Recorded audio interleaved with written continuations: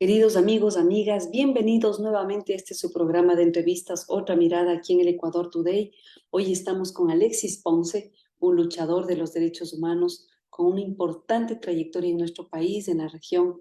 Él es consultor, asesor, analista político, dirige el programa La Cantera y es miembro de la Asociación de Pacientes Liga del Cáncer. Gracias, Alexis, por estar con nosotros. Sí, hoy vamos a tener un tema fuerte, sí, candente. Estamos un poco tristes por lo que ocurrió en Argentina este domingo. Y bueno, el objetivo de este programa es un poquito entender cómo se explica el avance de estas derechas o extremas derechas, ¿no? Cómo entender que en un país con un pasado tan triste, tan dramático, en manos de dictaduras, con desaparecidos, con asesinados, ¿sí?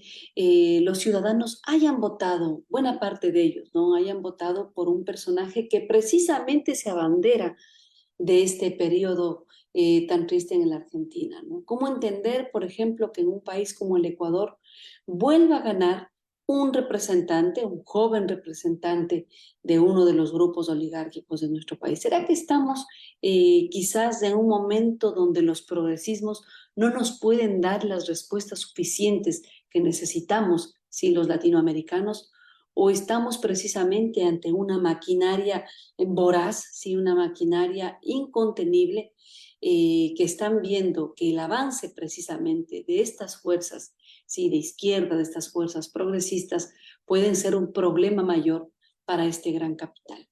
¿Cómo ves, mi querido Alexis? ¿Cómo analizas? Y empecemos por el tema Argentina. ¿Cómo lo ves? Qué gusto que estés con nosotros. Un abrazo para ti, Verónica, y para toda tu audiencia, lo mismo que para Ecuador Today.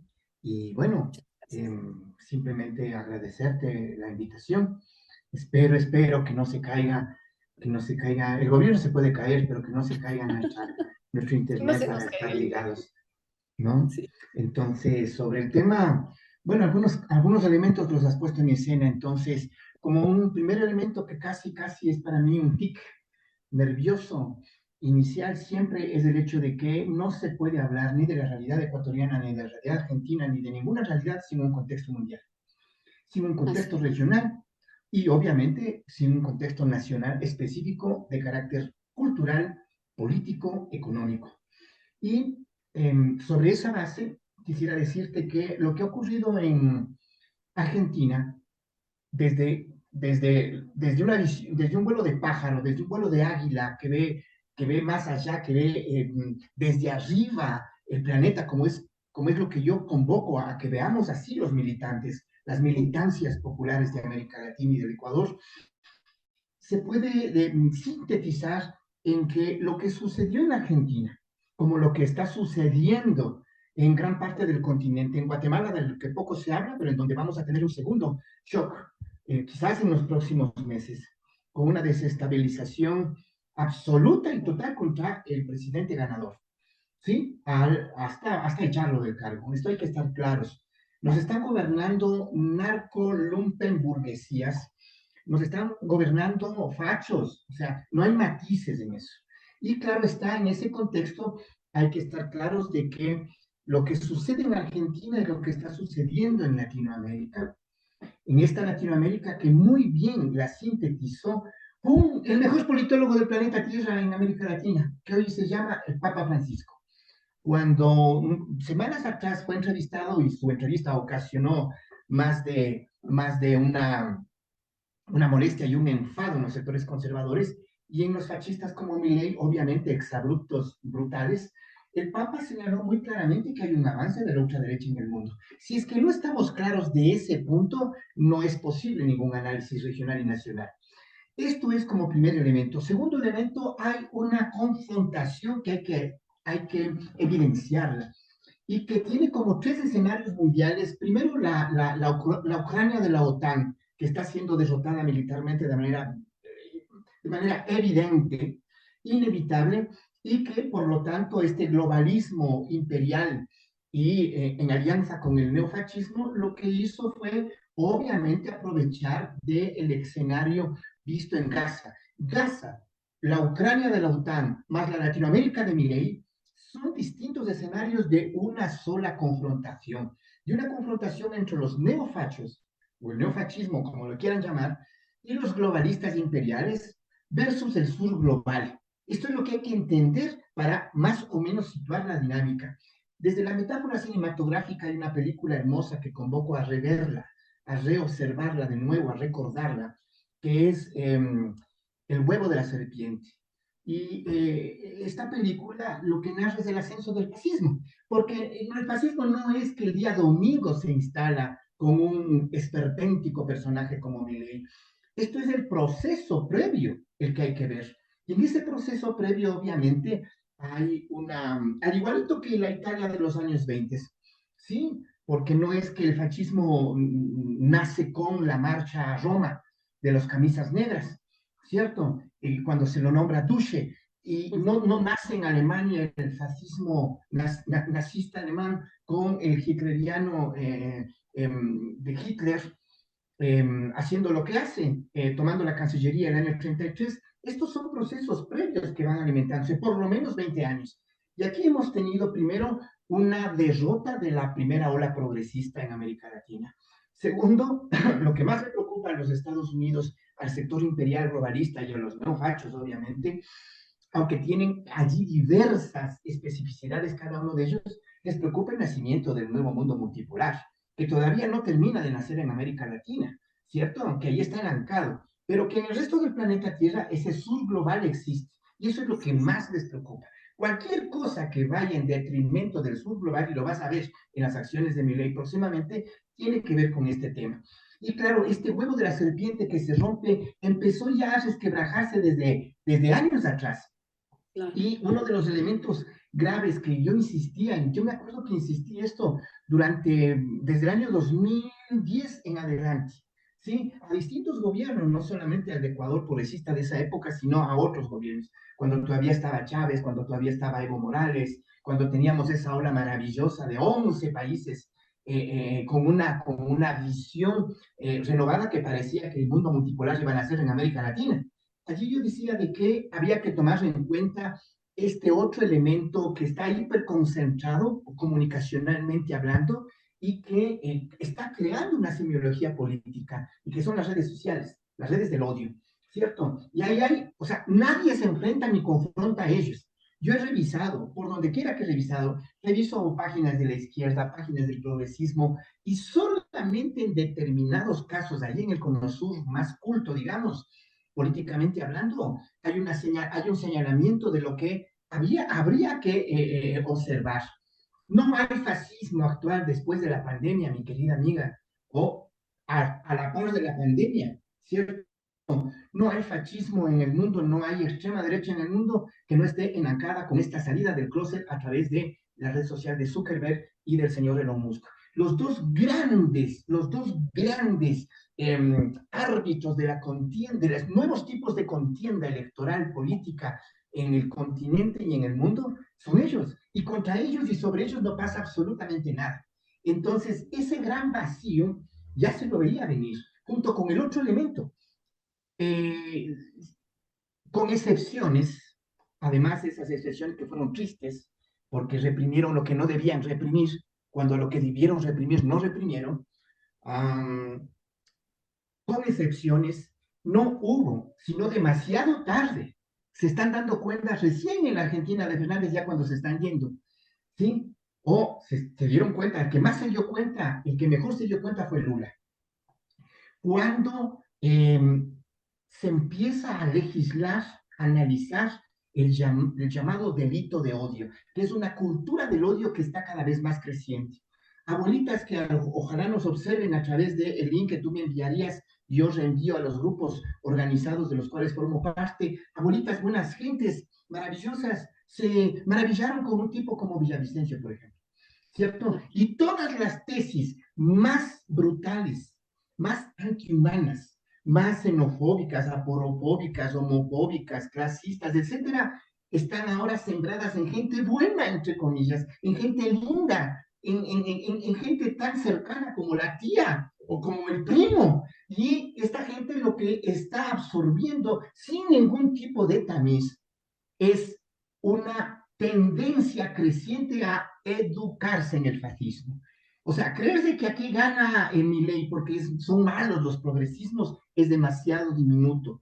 Creerse que gana porque lo hicieron mal, porque lo hicieron bien ellos y tienen excelentes asesores desde el ecuatoriano de informe confidencial para abajo, no. Eso explica una parte de la verdad. Sin sociedades fascistizadas es imposible que haya un fascista arriba.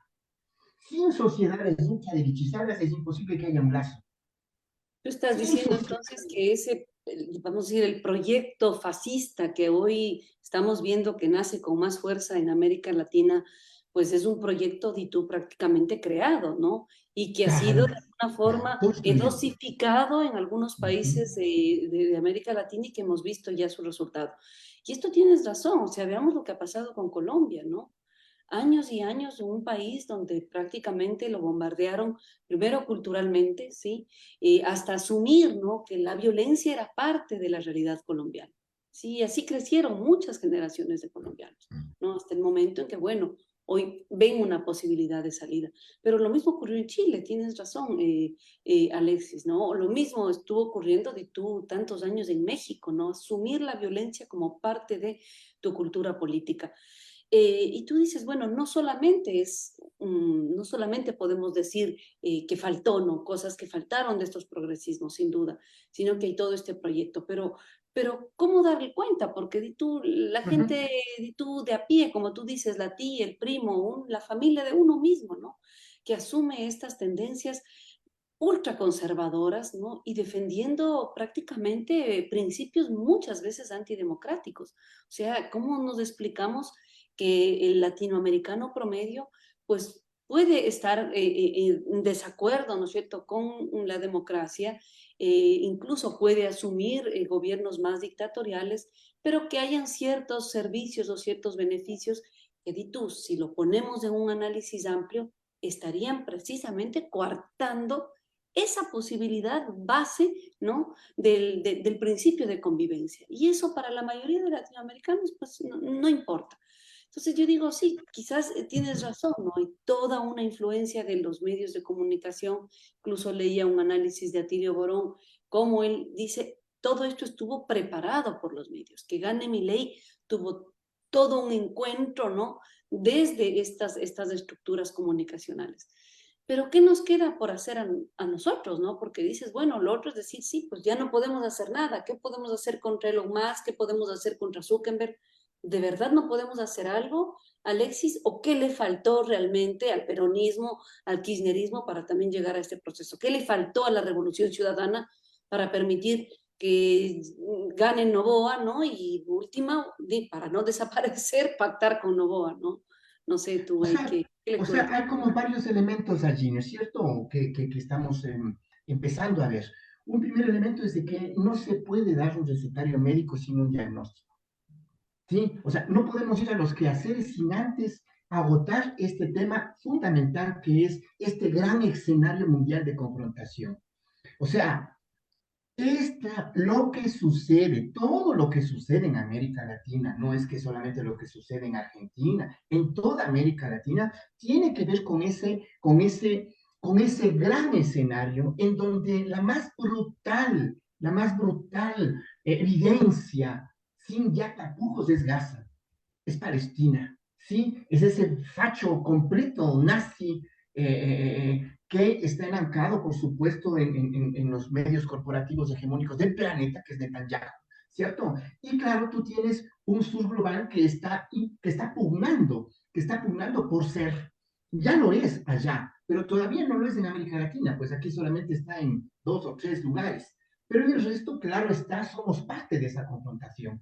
Y esa confrontación, Laura Richardson, la jefa del Comando Sur, lo dijo clarito en sus 2 famosas intervenciones en el legislativo norteamericano y en su famosa visita relámpago a ciertas naciones, entre ellas la Argentina, en donde clarito dijo, o sea, no vamos a tolerar ni admitir que ningún país vaya con nueva moneda.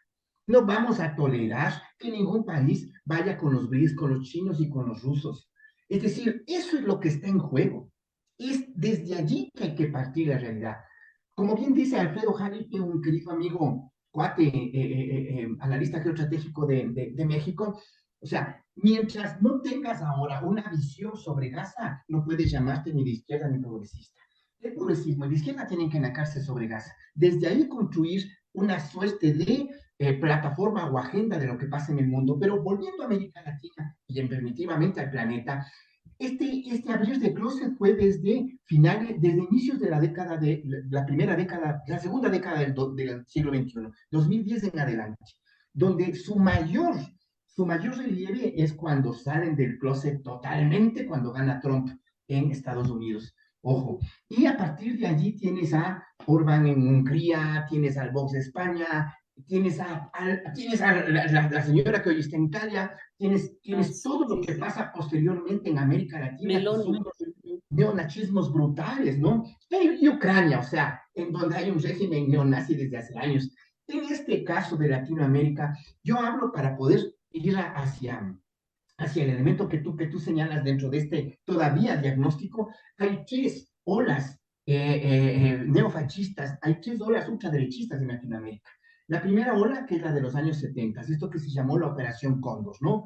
Todo esto que significó un modelo, ¿cierto? Fondo monetarista, brutal, de saqueo de los pueblos, pero a condición de mano militar y de lo que sucedió en Argentina y en todas las naciones.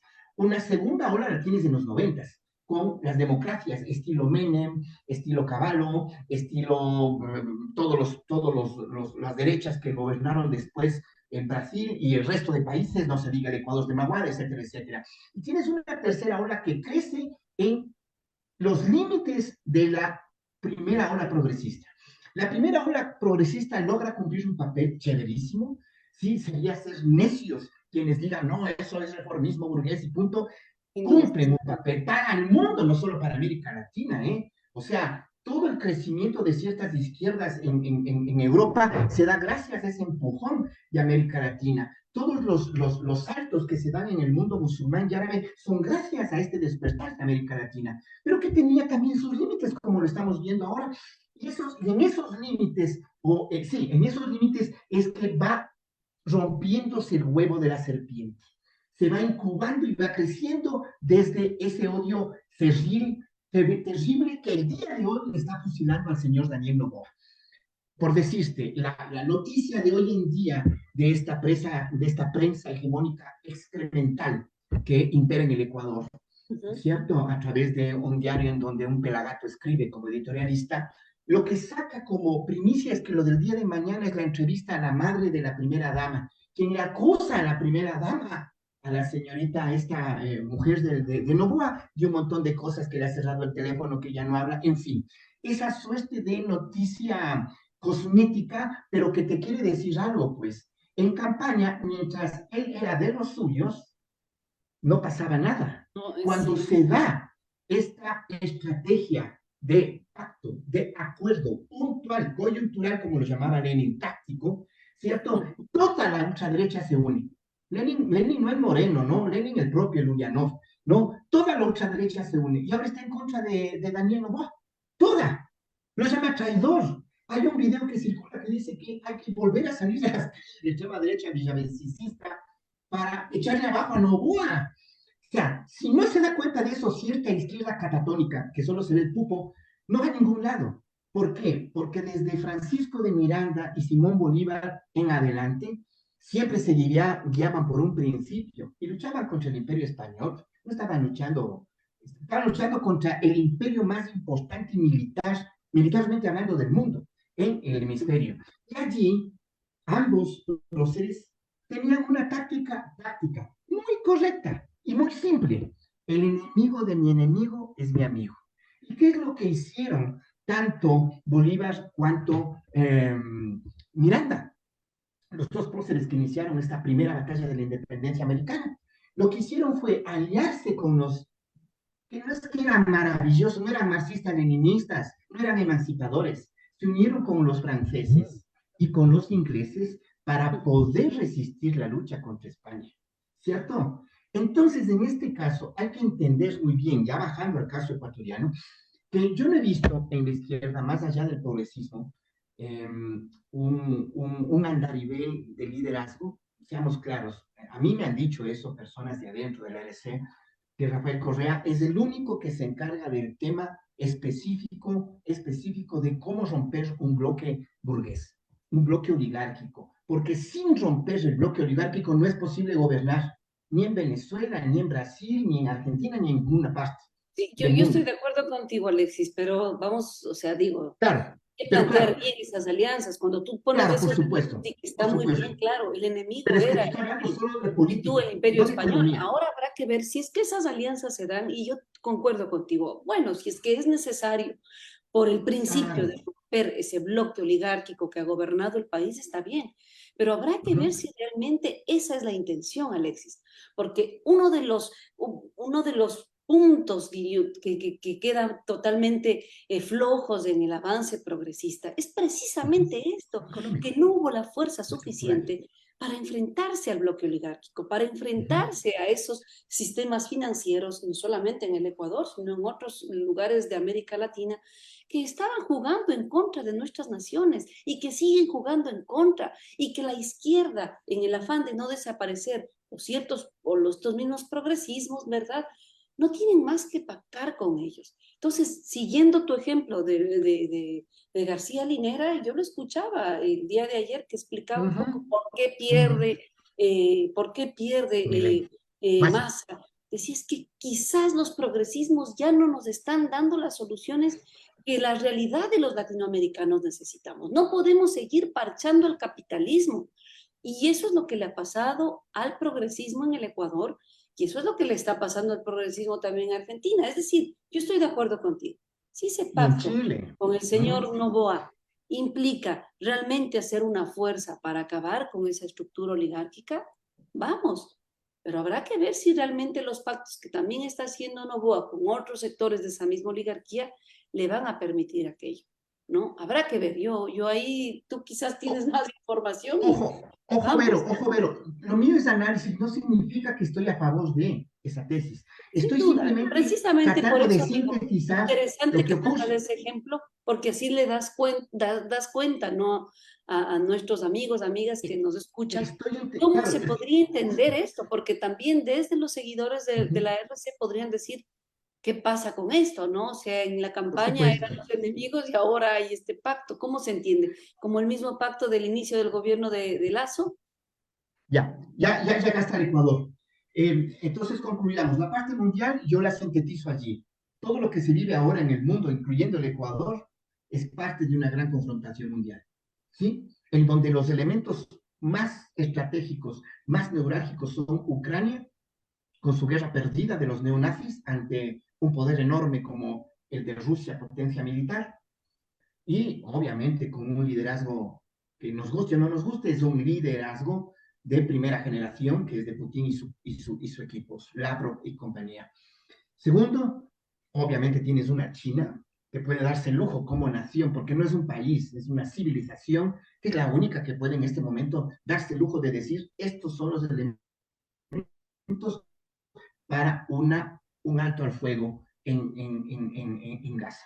Ninguna otra nación puede hacer eso. Esto como primer elemento. El segundo elemento, la América Latina, que es donde estábamos entrando, y en donde te decía que este elemento histórico hay que prestarle atención, porque usualmente se ha visto en cierta izquierda dogmática, sin matices, solamente el campo del burguesía versus proletariado. O sea, en los nuevos procesos vistos desde siglo XX en adelante, es imposible, por ejemplo, que el señor AMLO, el compañero AMLO, pueda gobernar México, que es como vos viviste allí, que es un monstruo de país. Es imposible gobernar si no haces acuerdos con Fuerzas Armadas, por un lado, y dos, si no haces un acuerdo con una fracción de la burguesía. En este caso, Carlos Slim, con cual hizo alianza México. El México de Morena, el México de AMLO, sin entender que como no tienes la estrategia ni tampoco hay las condiciones para Petrogrado 1917 o Pekín 1949 o Cuba 1959, es otra realidad, es la que tienes que ver esos dos grandes factores de poder, es decir, el factor militar y el factor económico. Obviamente, como está en manos del capitalismo, tú lo que has hecho es que no te da para tanto, no te da para más. Destruir el capitalismo, sí, pero ¿cómo?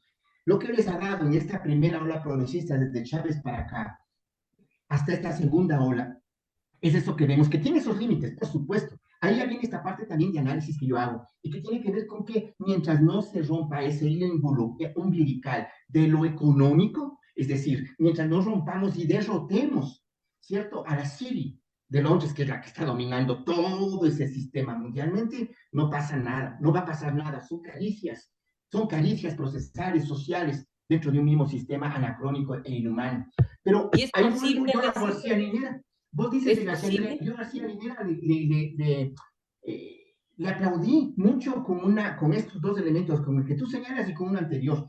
Él antes, hace un año, es entrevistado en Argentina y él se arriesga a decir, lo que vamos a empezar a vivir en América Latina son procesos mixtos, son como dos pisos, ¿cierto? Por un lado, no va a ser derrotado totalmente el bloque progresista de izquierda. Y por otro lado, no va a ser derrotado totalmente el bloque de la derecha. Van a tener ascensos de ambos en algunos lugares. Pero en el caso de América Latina, yo pienso que se agotó. Y se agotó para empezar por Bolivia, ¿sí? En donde vemos que no es necesario que haya Camacho, no hay ahí un Camacho Milei. Es suficiente con lo que tienes entre Evo Morales y Arce. Suficiente. El país con el mayor indicativo de movimientos sociales en el poder está en ese momento a la espera. Sí, esto no quiere decir cuestionar a Arce ni a Evo, simplemente señalar ese tema.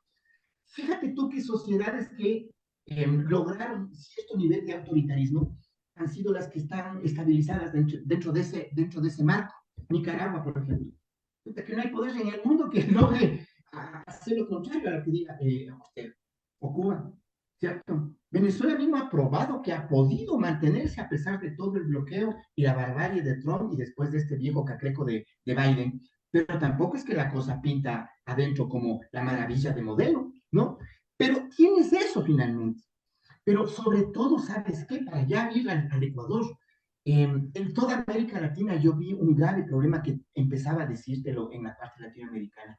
No aprovecharon el tiempo, ni en la primera ola progresista, ni en la segunda ola progresista. Y ahora yo también concuerdo contigo y con García Linera. Hay que construir otra cosa, mucho más amplia, mucho más profunda, pero ojalá también allí un tema que vengo insistiendo. ¿Cierto? Si no vemos el delito de odio, cómo está creciendo, cómo hace crecer al neofascismo, no pasa nada. O sea, ¿crees que este es un tema de las democracias? Que por ser democráticos tenemos que aceptar que un pilluelo, que un facho como Bolsonaro participe en elecciones, o un tipo como Milei, o un tipo como Villavicencio, que más allá de que haya muerto, sigue siendo facho. Siempre fue facho en ese tema. Siempre un Uribe, etcétera, parte de la democracia. Es como creer que las repúblicas por sí solas se curaran en sano con Hitler en el año 1931, cuando le dieron la potestad para que participe en elecciones. Él gana por elecciones. ¿Qué no gana con golpe cuartelario en Múnich? Entonces, esos matices que son a la vez déficits son los que están fallando ahora en toda la sociedad latinoamericana progresista. No hay un hincapié en que no puede participar un Bolsonaro en elecciones. Un tipo que te habla de matar, un tipo que te habla de destrozar a las mujeres, un tipo que te habla de destrozar a los más pobres, de destrozar a los migrantes. ¿Cómo es posible que se los deje gobernar o se los deje participar en elecciones a tipos como Vox? Y hoy tenemos eso que está en todo el mundo. Ellos fueron más gramscianos que la izquierda. Ellos lograron culturalmente meterse en la democracia y están minando la por dentro, Verónica querida. Por lo tanto, eso es lo que vemos. ¿Qué es lo que ocurrió en el Ecuador? Ahora sí Pero bajemos espera, antes al de que Ecuador. pases al Ecuador, Yo solo creo un que este es paréntesis, cómo surgen estos personajes como Vox, como Bolsonaro, como Milei, que abiertamente te pueden ofrecer la guerra, el odio, sí, el acabar con el otro, ¿no? Si es que no está de acuerdo con tus ideas, si no está de acuerdo con tu visión, como una forma normal de hacer política, ¿sí? Pero ojo, Alexis, que esta forma de entender el mundo por muchas décadas quedó bajo tierra. O sea, yo sí creo que la humanidad hizo un esfuerzo muy grande para que este tipo de personajes por lo menos tengan la vergüenza de no salir en público. Lo que yo digo es qué pasó para que hoy, o sea, abiertamente la sociedad pueda permitirlos esta convivencia, porque yo estoy totalmente de acuerdo contigo. Este tipo de personajes no deberían estar en la política, deberían ser sancionados, debería haber una ley que prohíba, ¿sí?, este tipo de lenguaje, por ejemplo, totalmente fascista, ¿no? Totalmente misógino, totalmente Gracias. homofóbico, ¿no? Y con normalidad los vemos en los Anticomunista. debates de televisión, con normalidad los vemos comentando, ¿no?, sobre la realidad nacional de los países, ¿no? Eso se ve en Europa de una manera escandalosa y nadie dice nada. Y quizás con ese mismo silencio, pues son esas mismas estructuras que hoy no dicen nada contra el genocidio que se está haciendo, por ejemplo, con el pueblo palestino. Y yo diría, ¿qué debemos hacer para no llegar a esos extremos hoy mismo, ¿no? Y ahí yo creo que ibas a tocar el tema de Ecuador. No sé si te puedo dar ahí el pase Claro, para aterrizar un ya. poco en nuestro país. Bueno, el delito de odio avanza imparable en el Ecuador, América Latina y el mundo. El delito de odio avanza imparable y es un delito, ojo, ¿sí? El genocidio es un delito, pero el odio también, como expresión política, social, cultural de una sociedad en la que todo lo diferente, todo lo distinto, todo lo contrario se transforma en enemigo a matar, a aniquilar, a desaparecer, a denigrar, eso es un delito. Ahora, el problema es de que no hay una agenda.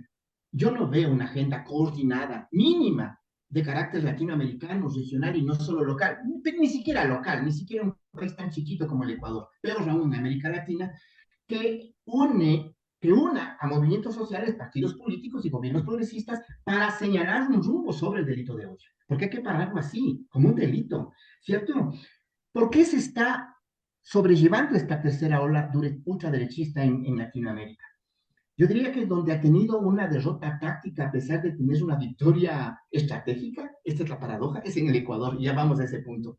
Pero en inmediato, yo creo que el delito de odio, como se lo dejó actuar impunemente gracias al poder real de la ultraderecha, con el aliento de esos megafeudos que tuvimos y que tenemos, de Zuckerberg, Elon Musk. O sea, a ellos no les puede parar nadie. Vos le puedes parar al ejército, a un presidente, pero a ellos no les puede parar nadie. El señor Elon Musk dio su tweet de felicitación a Miguel Primerito, de los Es, primeros. Entonces, es un contrapoder, pues, hermana mía. O sea, ¿qué es el señor Musk para que esté haciendo estas felicitaciones? Lo que no se da cuenta todavía esa izquierda catatónica y ese progresismo de insoportable levedad es de ese tema específico, tal como antes sucedió con las llamadas democracias en crisis de los años 20 y 30, como te decía, en el siglo XX. Ve, no se hubiera podido ni siquiera ser candidatos a tenientes políticos ni a presidentes de juntas parroquiales, un tipo como Mussolini o como Hitler, si es que no se dejaba impune el delito de odio. Y ahora después, a los Villavicencios, a los Bolsonaros, a los Milei, a los Keikos, acuérdate en el Perú, la Keiko, Cast en Chile, y todos los libertarios, los ultralibertarios de México, Uruguay, tienen una consigna y es, nosotros nos enacamos en la democracia para dinamitar. Ese es el tema central de ellos. Y claro, totalmente requisar los términos que le pertenecieron alguna vez a la izquierda. Derechos, que ya es parte de un casi de una náusea sartriana colectiva de lucha derecha, la palabra libertad, que la han requisado como la palabra democracia, etcétera, etcétera. Esos puntos que no esenciales son los que están deberíamos en juego. dejarles, ¿no? Porque el di tú, la palabra Pero libertad nos claro, pertenece, o sea, pertenece a la lucha de los pueblos precisamente. aparentemente nos pertenecía a nosotros, pero hubo sectores en la izquierda totalmente miopes, con un solo ojo, como aquel personaje de la mitología griega, que solo veían una realidad y denigraron los derechos humanos. Denigraron palabras como la democracia, les apestaba igualmente. Yo creo que a Stalin no le gustaba la palabra democracia, pues, ni tampoco a ciertos sectores que en América Latina crecieron al fragor de el autoritarismo vital ideológico de su fuente primaria. Entonces estamos en un momento en que no hay una autocrítica completa, ni del progresismo ni de las llamadas izquierdas. Nadie, no hay una autocrítica. Pero a propósito de ese tema, como no va a haber tiempo para autocrítica de nadie, por lo menos habrá tiempo, digo yo, para que se logre hacer una coordinación nacional, si cabe el término, para evitar que el delito de odio siga creciendo. Va a evitarse si es que somos inteligentes, porque yo creo que verás, el delito de odio afecta igual a gente de izquierda como de centro, como progresista y ciertos sectores de la derecha, ¿cierto? Porque es evidente de que la ultraderecha pone enemigos a todos. Ahí tienes un tipo mexicano que reacciona en contra del PAN, diciéndole que ha sido insuficiente, reformista, etcétera. Tienes aquí en Ecuador, todos los días las romos y los revientaojos están hablando en contra de Novoa.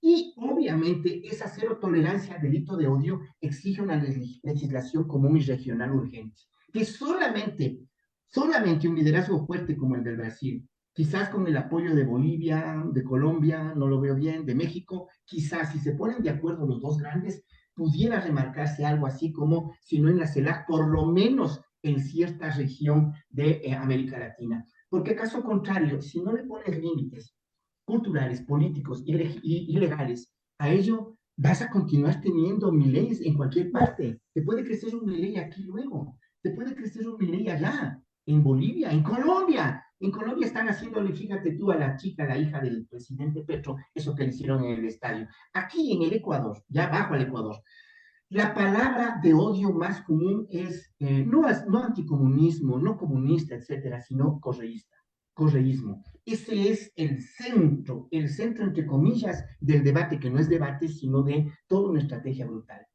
Y claro está, post elecciones lo que hemos tenido es que por un lado tiene esos límites, ¿cierto? De ese porcentaje que tú hablas de votación dura que hubo del 49% y que se sintió así como, ¿qué está pasando? Dentro de ese porcentaje, obviamente, tienes las capas organizadas, militantes que te dicen, bueno, hay que confiar en los líderes de lo que hagan, hagan bien, por algo será.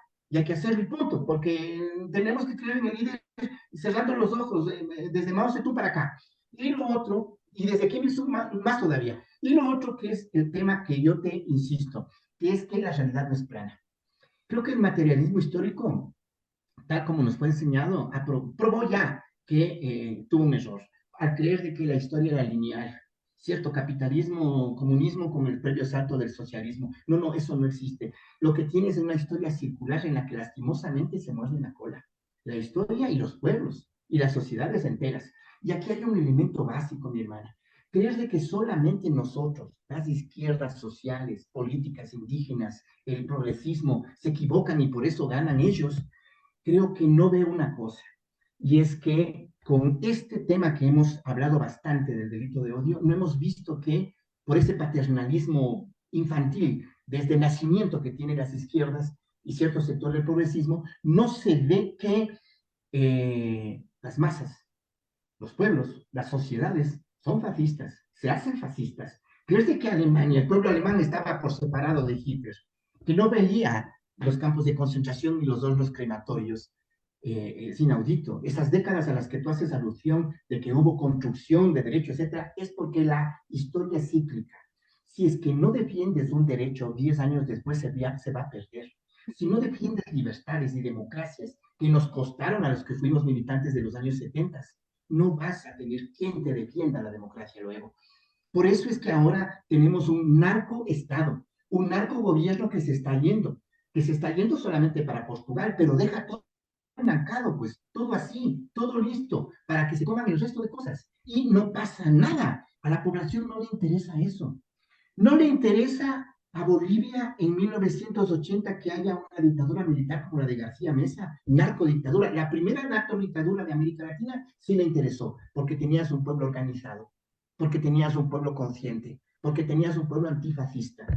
Ahora, en el 2023, tú tienes dos narcodemocracias, yo diría tres. La narcodemocracia del Paraguay, la de Ecuador y la de, se me olvidó un tercer país, y la de Guatemala previo a este proceso de transición. Y obviamente a la gente no le interesa. No le interesa, forma parte de su chip cultural, tanto la corrupción brutal que ha hecho de la gente que mire como lo más normal que tengamos narco, porque lo más terrible es el correísmo. El correísmo sí es lo más insoportable, el otro no importa. Y en el caso de Argentina, yo estoy totalmente convencido, mi querida hermana, que con la dolarización en camino de este señor, va a tener una gran lavandería llamada Argentina, pues, una narcolavandería, pues. Eso es lo que se viene. Se vienen narcodemocracias ultraderechizadas. Si no nos damos cuenta de esto, acá los límites son esos. pactos que van a ser pegados con baba, pero mientras duren, son importantes, porque por lo menos una parte tienes salvada, que es, ve, no hay cosa más linda que verle a Lazo, a Moreno, a Romo y a toda esa ultraderecha terrible, Zurita, Pelagatos, Veras y compañía, verles como están histéricos, patológicamente histéricos. Por lo menos eso, la alegría del pueblo en medio de tanta derrota. Pero claro, eso va a durar poco. ¿Por qué? Porque el tema económico central, el señor Novoa responde a los intereses de la oligarquía. Y en esto hay que estar claros. Y si es Claro, que yo no hay creo un que, modelo y un proyecto que vos y yo estamos conscientes de que hay que hacerlo, que hay que construirlo desde abajo, desde los lados, con los progresistas, pero con todo el mundo. Y si no están, bueno, hagamos algo que permita, y ahí viene el que hacer, algo que permita como tener en cuenta esos tres elementos. Delito de odio, BRICS, ¿sí? O sea, el mundo multipolar. Y tres, este tema que estamos hablando ahorita, que son las narco lumpen burguesías, oligarquías, las narcodemocracias de la burguesía. Mientras no claro. tengamos una agenda sobre esos temas, o sea, como crees de que no vas a enfrentarle en la Italia bella que tú estás, en la Italia de los años 30 y 40, eso entendió un partido heroico como el Partido Comunista y la izquierda Claro. italiana. Y Hicieron ahí, una cosa. Alexis, quizás me parece interesante, ¿no? Como planteas el análisis y lo que nos estás diciendo es, a ver, tenemos una estructura, vamos a decir, supranacional, ¿no? Que está condicionando la realidad de los pueblos latinoamericanos. Y si las izquierdas y los progresismos no somos capaces de ver a esta superestructura, estamos perdidos. Pero dentro de eso, vamos a decir, desengranando un poquito, ¿no? Porque digo yo, en un punto tú tienes razón, pero yo digo, bueno, si vemos lo que está ocurriendo en la Argentina y lo que está ocurriendo en el Ecuador, lo que ocurre en México, en Colombia, digo, también tiene sus matices interesantes y también lo que vemos es que si bien ganan estas fuerzas, ¿no es cierto?, de ultraderecha, también vemos que hay otra parte de la población, imagínate, con toda la crisis de Argentina, poniendo un candidato que es el mismo ministro de Economía, que di tú en la lógica del ciudadano de a pie podría culparle de la situación económica al mismo ministro Massa, que hoy era el candidato, a pesar de ello logran tener un 44% de apoyo. O sea que no es Ajá, algo menor en esas condiciones de hiperinflación que está viviendo la ajá. Argentina. Es decir, no es que todo mundo le está dando el apoyo a estos personajes. Y en No el todo está Ecuador perdido, ¿no? algo muy similar. O sea, este Ujú. señor Novoa ganó con 3 puntos más. O sea, la gente, Bueno, a pesar de toda esta crítica y del cuco, como lo presentaron al correísmo, que yo también coincido con eso, ¿no? Esta forma binaria de ver la política, el bueno, el malo, el correísmo, el anticorreísmo. A pesar de ello, Alexis, la gente le dio a la candidata Luisa González, tú, un 46, 47% muy importante, ¿sí? claro. Que digamos, de alguna forma, mantiene ese equilibrio de lo que la gente, la buena parte de los ecuatorianos también queremos para nuestro país. Y es Así ahí es. donde yo te pregunto, con todo ese apoyo popular, ¿no será también que es una responsabilidad de estos líderes políticos de no hacer los cambios cuando tienen este empuje? O sea, di tú, el presidente Fernández lo pudo haber hecho, ¿sí? Con toda la crisis que tuvieron, ¿no es cierto?, a partir de la pandemia, pero como que empezaron con el gradualismo, ¿no? No podemos afectar de entrada a todos estos bloques económicos que tanto daño le estaban haciendo a la Argentina y no lo hicieron. No hicieron los cambios que prometieron a los argentinos, Alexis. Y hoy estamos Mm. viendo los resultados. Y en el Ecuador yo creo que pasó lo mismo, ¿sí? De alguna forma, todo ese ímpetu que pudo haber hecho la Revolución Ciudadana con todo ese apoyo social que logró tener incluso después de la misma traición de Moreno, como se ha visto, ¿no? Incluso con la votación tan alta que lograron con Lazo, con la votación tan alta que hoy logran al ser en estos 3 periodos la primera fuerza política en la Asamblea, siguen con miedos, Alexis, de no asumir el apoyo popular para empujar la carreta por donde hay que empujar. Yo no estoy tan segura, te digo, Alexis, que la salida para el Ecuador en este momento sea seguir apostando a los bloques oligárquicos para que te den ese soporte, ¿no? Y bueno, si no es con los unos, es con los otros. O sea, algo habrá que hacer para que nos den respuestas al pueblo popular, a la gente que ya no puede vivir con menos de $1 en un país sí dolarizado, ¿no? No sé cómo ve mi ley el ejemplo en el Ecuador. Yo parto de otro criterio que también va a ser polémico, no te va a gustar, pero yo parto del criterio de Alfredo Jalife, del mexicano, que él dice, ya basta, no va, no más, basta. No sigan siendo necios, creen que este tema es de una izquierda y derecha. Eso ya se fue por la borda. Hoy en el mundo estamos en otro momento, en otra antinomia que es obviamente el globalismo neofascista ahora, versus estos llamados procesos soberanistas que tienen en los BRICS su principal anclaje. Y en donde tú no necesariamente tienes marxistas. Tienes marxistas, tienes trotskistas, tienes maoístas, tienes derechas, tienes populistas, tienes de todo, en procesos casi cuasi peronistas mundiales, en donde tienes a Rusia, en donde tienes a los países árabes, en donde tienes a un montón de diversidades.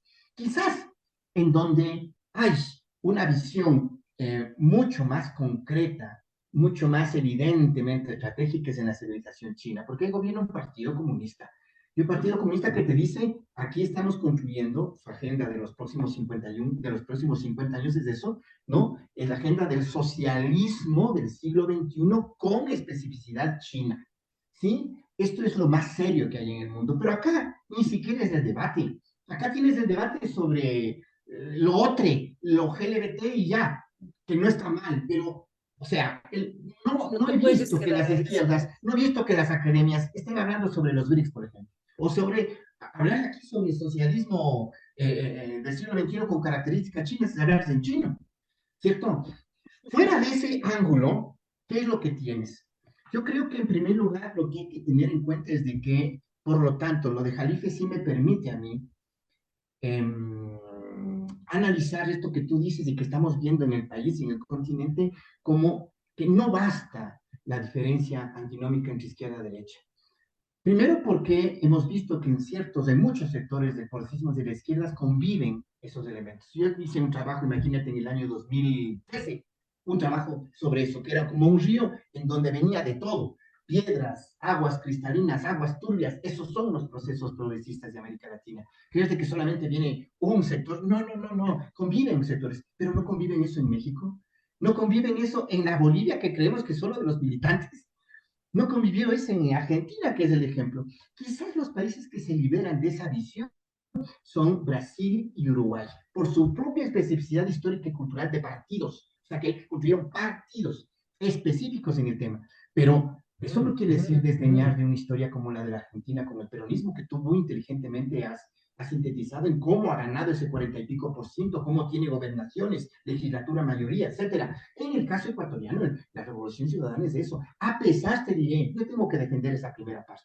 En esta primera parte, Sí, sí, sí. defensa. Segunda parte, cuestionamientos o críticas. Primera parte, oye, ha sido el movimiento más brutalmente judicializado y perseguido, penalizado y desde los medios de comunicación el delito de odio hasta hacerse carne en la bolita o el primo. Es decir, no ha habido fuerza tan atacada como esta. En segundo lugar, la segunda fuerza atacada ha sido la CONAI, ¿sí? Pero son estas dos primeras, es el correísmo y es el líder Correa o la Revolución Ciudadana, los que han sufrido durante todos estos años pequeños y audaces la bestialidad que hemos visto, pero que se extienden al más allá, pues esto ya venía desde el 2007 en adelante. Lo que pasa es de que allí había otra correlación de fuerzas. Esa correlación de fuerzas me permite decir lo siguiente. Primero, que es el movimiento más estable, más fuerte, enormemente fuerte. Segundo, que es un movimiento que efectivamente es el único que le puede hacer contracorriente parlamentaria, legislativa, en los específicos y concretos canales en donde se resuelven hoy o se van a resolver ahora muchas de las contradicciones, es la primera fuerza electoral, es la primera fuerza política.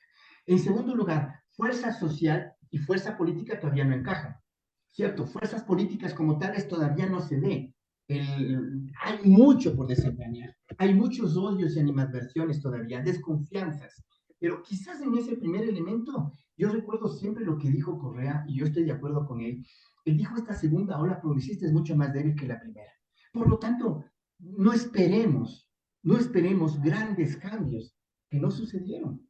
Tú has visto, yo está haciendo lo imposible, AMLO, y ha hecho bien las cosas para llegarnos a eso que se denominó, porque para etiquetas somos muy buenos en las izquierdas fuimos así, lo que se denominó el desarrollismo latinoamericano, peronismo, Getulio Vargas y cardenismo. Lo ha hecho muy En bien ese AMLO para caso, él las le llama la circunstancias. cuarta transformación, ¿no? Claro, o sea, lo ha hecho muy bien. Ahora, de casi todos los chocos en México que están pidiendo la cabeza de AMLO porque no ha avanzado hacia el socialismo y otros a la dictadura del proletariado, hay de todo en la vida del Señor. Pero para el momento que ha tenido, lo ha hecho bien. A mí me asusta Bolivia, porque para mí fue el proceso más hondo y más profundo de todos, el más Ujú. profundo. Por eso tiene un cuadro como el Álvaro García Linera, el intelectual más brillante de todos los procesos de izquierdas y progresismos en el poder. Pero ¿qué Y Evo pasó? Morales, ¿no? Imagínate, Evo un como Evo dirigente Morales. social, que bueno, no voy a discutir allí. Me parece que también ese es otro de los temas. O sea, se enlancaron en los temas de poder. Ujú. O sea, crees de que no debe haber una continuidad a través de otros líderes, a través de otros liderazgos. Es terrible.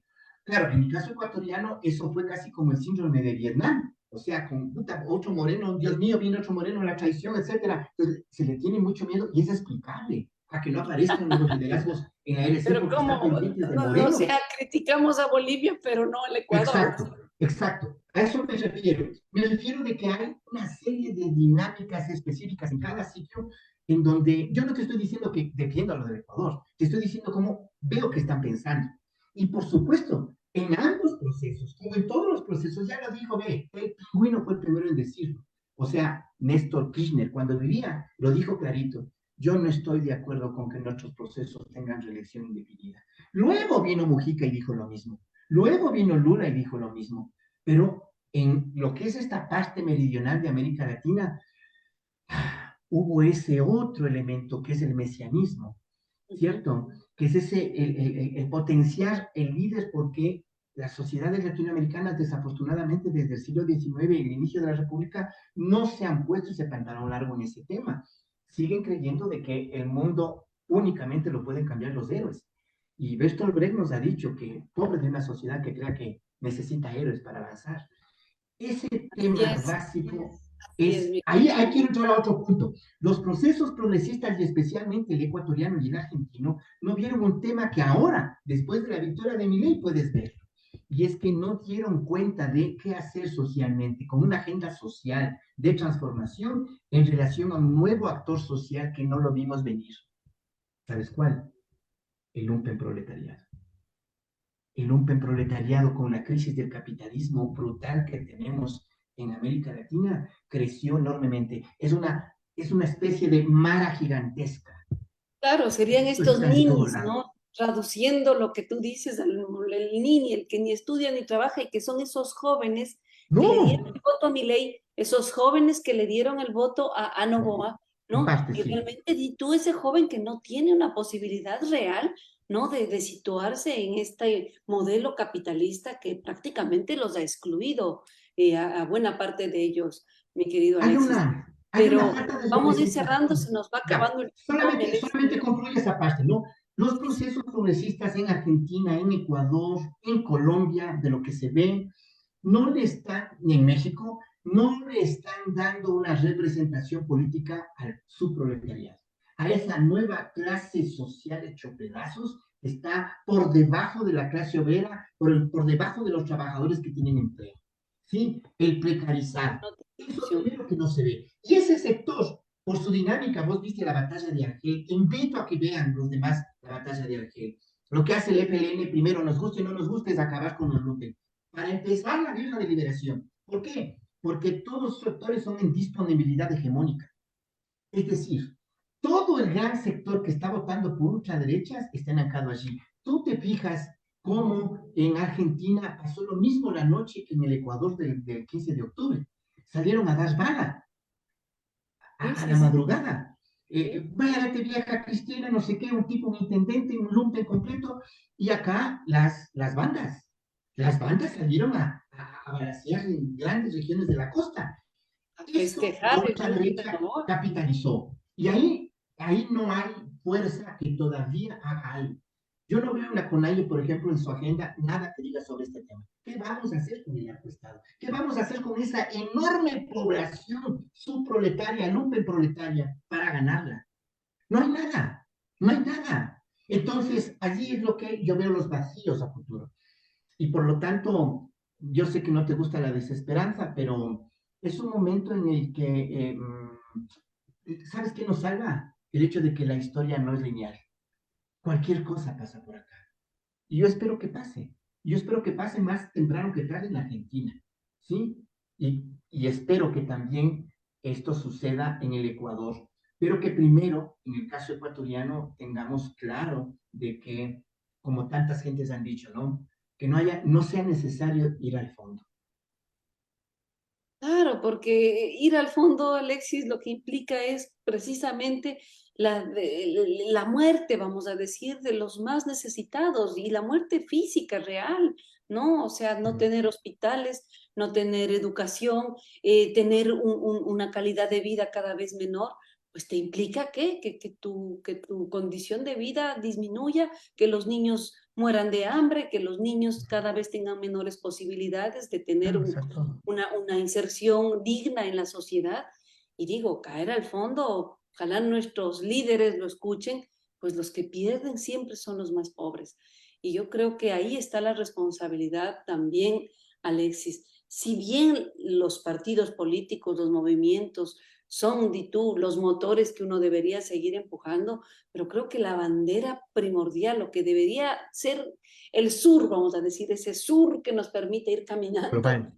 Exacto, el sur global, por favor, que sea la vida digna de nuestros seres, de nuestros ecuatorianos, argentinos, colombianos, mexicanos. Ese sur global tiene que Yo lo tener a veo. la dignidad del latinoamericano adelante, ¿sí?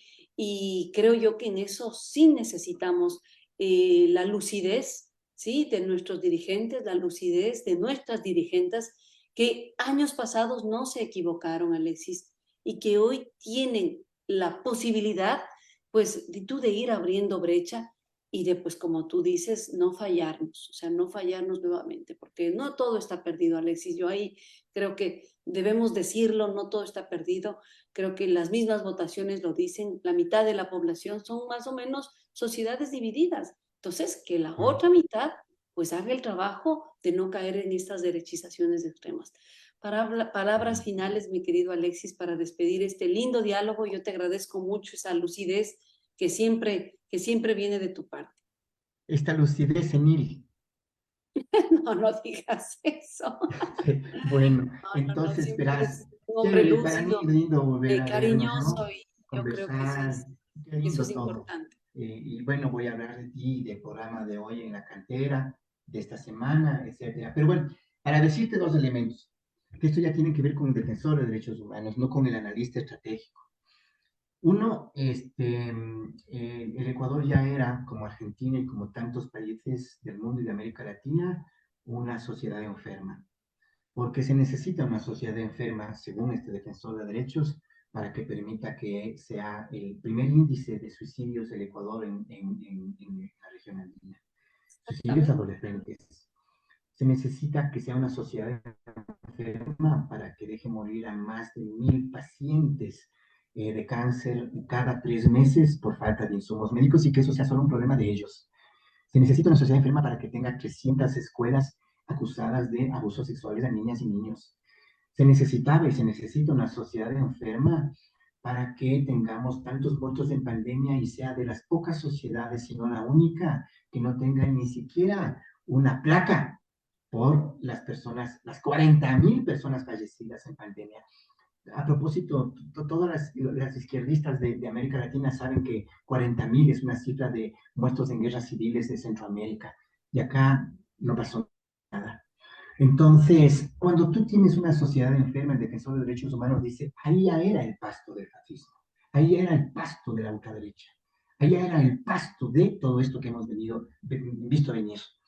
Y yo lo que no quiero es, este es el segundo punto, inocentizar a las víctimas, inocentizar a cierta capa de los pobres que han votado por su enemigo. O sea, que alguien vote por mi ley es porque también es un HDP. no solamente porque es pobrecito manipulado. Esa visión tan paternalista de las izquierdas es lo que tanto daño se le ha hecho a los proyectos y las sociedades nuestras, porque también se necesita ser un cerdo para creer de que tienen que morirse los negros, que tienen que morirse los indígenas, que tienen que morirse los mapuches, que tienen que hacerse pedazos los comunistas y los zurdos, que los persigan cuanto antes, que hay que matarlos a todos. Se necesita ser un cerdo para decir que la educación es un derecho, que la salud es un derecho, que no importa que muera tu abuelo, tu mamá, tu paciente oncológico, que nosotros hemos visto morir muchos. Y yo aquí en el Ecuador ya me di cuenta de esto, cuando dije, he sido 33 años defensor de derechos humanos y luché por todos los derechos de todos. Pero si es que me dieran la oportunidad de volver a citarme, y con esto me despido, Vero, de decir, ¿lucharías otra vez por los derechos de todos? No. Yo lucharía solamente por los derechos, desde hoy en adelante, de quienes lo merecen. Ujú, ujú. Pues sí, Alexis, fuertes tus palabras, sí, fuertes tus palabras, pero sí, eso también depende de esa educación que debemos seguir impulsando, inculcando, ¿no? En esas clases populares de las que tú hablas. Te mando un gran abrazo, Alexis, sí, y gracias a ustedes también, amigos, amigas, por compartir este lindo diálogo con nuestro querido defensor de derechos humanos, porque así te conocí, mi querido Alexis, allá ya años, Cuando años estabas en atrás. el colegio, ¿cómo era el colegio? La Providencia, La Providencia, justo atrás del atrás del Palacio de palacio. Gobierno. Entonces tú estabas siempre ahí, pues yo te veía con las pancartas defendiendo esa lucha maravillosa, ¿no? Y De ahora con los ahora anda con desaparecidos Robin Hood. eternos de los hermanos Restrepo, ¿no? Y que acompañaste esa lucha. Y digo, esos personajes que de alguna manera, solo con el verlos, yo, solo con verte, ¿no? Uno te llama la atención y de ahí vas conectando y vas abriendo las posibilidades de lo político, de lo social, como causa de vida. Y yo creo que eso lo has logrado con muchos. Yo te conocí jovencita y digo, bueno, pues mira, qué lujo ahora tenerte así y conversando y quizás también Pero digo planteando nuevos escenarios para nuestro país y para esta gran América Latina, mi querido quiero Alexis. que sepas que yo sentí y siento, siempre sentí en aquel entonces, cuando te conocí ya no en la Providencia y en la Plaza Grande, sino cuando ibas para la PDH y ahora que nos vemos así por este mecanismo, sentí que es una bendición conocerte. Un abrazo. Muchas gracias, Alexis. Un abrazo fuerte. Gracias, amigos, amigas, a ustedes y por compartir estas entrevistas, estos espacios. Ya saben que sobreviven gracias también a su apoyo. Chao, chao.